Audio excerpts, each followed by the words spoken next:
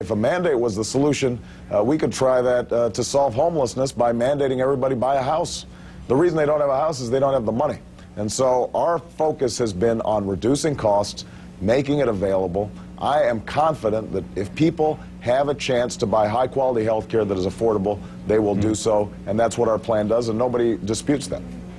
I'm going to respond very briefly, and I'll try to make it as very possible. Briefly, absolutely. Number one, understand that when Senator Clinton says a mandate, it's not a mandate on government to provide health insurance. It's a mandate on individuals to purchase it. And Senator Clinton is right. We have to find out what works. Now, Massachusetts has a mandate right now. They have exempted 20% of the uninsured because they've concluded that that 20% can't afford it. In some cases, there are people who are paying fines and still can't afford it, so now they're worse off than they were. They don't have health insurance, and they're paying a fine. And in order for you to force people to get health insurance, you've got to have a very harsh, stiff penalty. And Senator Clinton has said that we will go after their wages. Now, this is a substantive difference, but understand that both of us seek to get universal health care. I have a substantive difference with Senator Clinton on how to get there. She believes that we have to force people who don't have health insurance to buy it. Otherwise, there will be a lot of people who don't get it. I don't see those folks.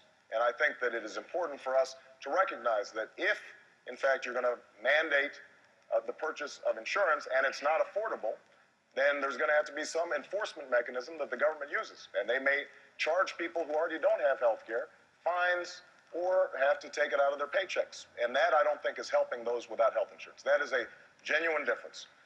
On the mortgage crisis, with respect to universal coverage, understand what this debate is about. And this is a legitimate policy debate, and I respect the positions that John and Hillary have taken.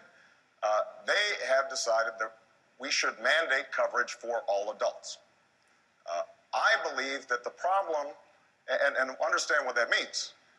A mandate means that in some fashion, everybody will be forced to buy health insurance. Now, John's been honest that may mean taking money out of people's paychecks in order to make sure that they're covered. Senator Clinton has not been clear about how that mandate would be enforced. But I believe the problem is not that folks are trying to avoid getting health care. The problem is they can't afford it. And that's why my plan emphasizes lowering costs, not only setting up a government plan so that people who don't have health insurance can buy into it and will get subsidized, but also making sure that those who have health insurance, because keep in mind, we've got millions of Americans all across the country who have health insurance but are struggling with rising co-payments, deductibles, premiums. Under George Bush, families are paying 78% more on health care than they were previously. Look, but try to be brief, 30 seconds if possible. Good luck. Yeah, right, exactly. Here's the policy question.